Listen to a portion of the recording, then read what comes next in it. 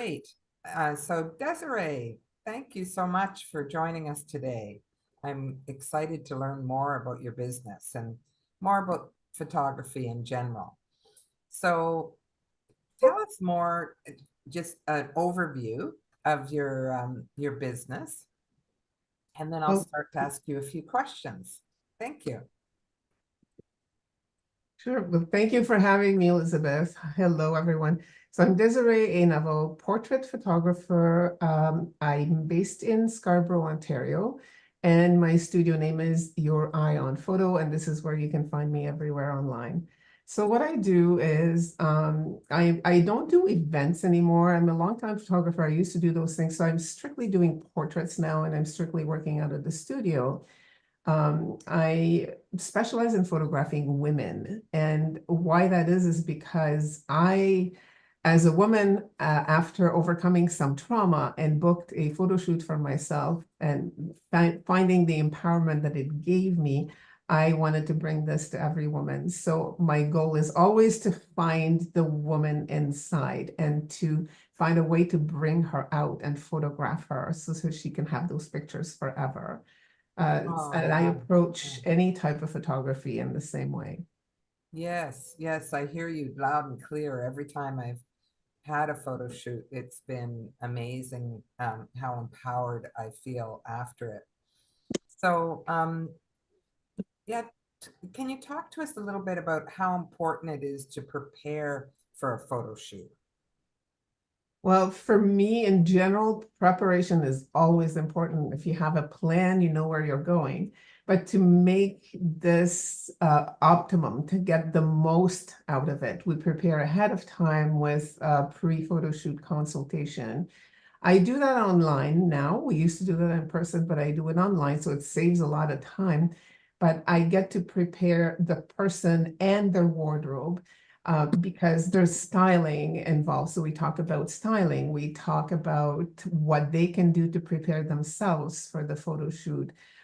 Examples are like, say, drink a lot of water in the weeks coming to like upcoming before the photo shoot. So because that promotes clearer skin and prevents bloating and things like that. So we talk about all those things. And we talk about the styling that their photo shoot is going to take, so we know how they want to be photographed and to bring up that person. So I styling, you mean the clothes they're wearing or the background? that all of it. So if it's I once did a post on social media and I said I don't do this is why I don't do quickies. And by that I mean I don't accept people off the street and they come in and I click the shutter. I did that 15 years ago. And the results now are much better because we prepare. So if it's for headshots, it's normally on white or black backgrounds. Sometimes we use color paper as well. If it's for glamour photo shoots and beauty photo shoots, we do discuss the backgrounds and what they're going to wear. So while a person is in the chair on the day of the photo shoot, I style their clothing, meaning I order the clothes so that they're going to wear in order. And I accessorize and prepare the shoes that are going to go with it and all that. And I change backgrounds in between as well. So, Oh, yeah. fantastic. Yes, I know that you do a lot of headshots. What's involved in your package, included in your package for your headshots? So the photo shoot itself is what we call the sitting fee or the photo shoot fee, includes the consultation and includes a hair and makeup at the studio on the day and the photo shoot itself. So it's depending on whether it's business or glamour photo shoot, it's between 3 and 4 hours of studio time. And so there's a fee for that. And then people buy their photos separately. So the initial fee includes the preparation before the day and the day of the Mm-hmm. photo shoot. Yeah. We talked a little bit about branding and how important it is in your work. So, how can we express our brand? Do you have any tips? Right. So when we do branding, as when we do headshots, the consultation includes a branding consultation. So we talk about the brand of the business. Now, if you are an entrepreneur, often your business, you are your business. So your brand is you. So we start with who you are, what's your why, and to frame what your business is like, what style, what type of customers you want to attract, and all this. So we design the photo shoot around the brand. And it's not all about just colors and logos and things like that. It's about really who you are, what energy do you project, and what kind of people, what energy do you want to work with? And so that gives me a clue as to how to photograph that person. Actually, that's what prompted the prep, the branding consultation. It became necessary because I realized that most entrepreneurs didn't realize they had a brand. Whether you like it or not, you already have a brand. So you need to know what it is. You need to know how people perceive you, and if that's what you want. Is that how you want them to perceive you, or do you want to tweak that, or do you want to change it totally? So we talk about all this in 40 minutes. Oh, And then I wow. prepare them. Yeah. Now, I suspect there's a difference between what the eye sees and what the camera sees, right? They're two different. Can you address that a bit? Right on. Yes. Our eyes and a camera lens do not see the same way. So especially if you're using different lenses particular to certain jobs. So I'll give you an example. Our phones, our camera phones are all wide angle lenses. And if you have two lenses on your phone, chances are the second lens is even wider. And the wide lens sees a open, it sees a lot. A narrow lens sees very focused. So the thing with the wide angle lens is it causes also a lot of distortion. So it's important to see how you place yourself in front of those cameras. Now, I'll give you an example. At the studio, I don't use camera phones to do the professional photo shoots. I use a lens that has a range of length, of focal lengths. So that's a little technical. But what that means is it's always better to have a longer lens which compresses things. It's more flattering to a person, and our eye doesn't even see like that. Our eye sees the equivalent of maybe a 35mm lens, but I use something longer, which is more compressed. I'm sorry, I didn't mean to go into technical, but all this is to say the camera, like for example, when I give clothing tips, that I always suggest not to wear anything loose or baggy because the camera won't see where you start under all that clothes. So it's always better to wear fitted clothing. So the tips are directed towards the end product. So of course, how the lens sees you is going to be taken into account. I don't make it that technical at the consultation. I'm just explaining right now how it makes a difference. Great, yeah. Now, I know you do other types of photo shoots. Can you tell us a little bit about those? I do. Like I said, I specialize in women photography. I used to also photograph children a lot, and I used to do theme like storybook portraits for children, which are still available. I just haven't shot any since the global pandemic because that was off limits. But women is what I photograph the most. So a lot of it is headshots, but some of it is glamour photography where you come in to be like on the red carpet. It's a red carpet day.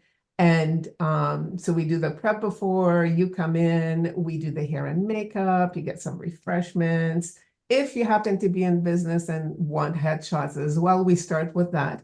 And then we move into the glam where you get to borrow outfits from the studio, and this behind me, which is a tulle skirt and a corset top paired together, is one of the things that we do, and we have several colors to pick from. So we make it fun, we make it we pump the music up and we dance, and I bring out the wind machine, and and we have fun doing that, and it's just a day for you. Like, if the person who comes in, it's a day for them. It's pampering because they get the hair and makeup done, and then they get to parade in all of those different outfits. And I coach them through the posing, and we make it fun and unforgettable. Oh, that's fun. Yes, I've done that before and I've really Yeah. enjoyed myself. Well, can we get some selfie tips? I'm sure that all of us need to take better selfies. Yes. So selfies is a big no-no in my vocabulary. I prefer to say as self-portrait, because selfies, I guess, means you're going to hold the camera in your hand, and it's not a good angle. First of all, if you do that, don't show your arms. This is the first tip. Okay. Don't stand near the outsides of the lens, because like I explained, phone cameras are wide angle lenses for the most part, and there's distortion on the outside. So if you're close to the edge, your face is going to look big. If your nose is close to the edge of the lens, your nose is going to look enormous.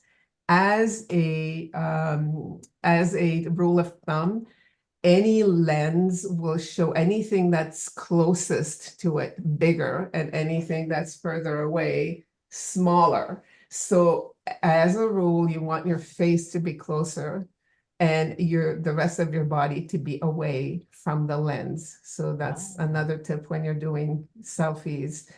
If you are going to do selfies, you can put your phone on a tripod. You can get a phone clip or a device to hold your phone onto a tripod. It could be a table tripod or a floor tripod, but it's better to have that and put a self timer than to hold the phone in your hand. You're gonna look better. Um, Other tips I can give you is a posing tip. Should I include those here? sure. Let's have two. The posing tips. So for those of you only listening in audio, I'm going to try to be very descriptive. So instead of standing or sitting straight towards the camera, and those of you who are watching on YouTube, you can see this because I'm demonstrating a little bit. Angle your body 45 degrees from the camera, and then bring your head back. It creates a more interesting and dynamic pose than just being straight on to the camera. If you're standing, there are other tips that I can give you. You not only start with an angle, so you're 45 degrees to the camera, but then you can twist your waist and then your head towards the camera, bend towards the lens, and that's going to give a much more dynamic look, but also a slimming look, as opposed to. Also, another one, your arms, instead of having them right up to your body, this tends to flatten the top of our arms and make them look bigger. So keep your arms away from the body, if you can see. So Okay. if you have your arms like this, or if you have like this, you can see your waist. So you need to create spaces between your arms and your body. You're going to look much better. Oh, thank you so much.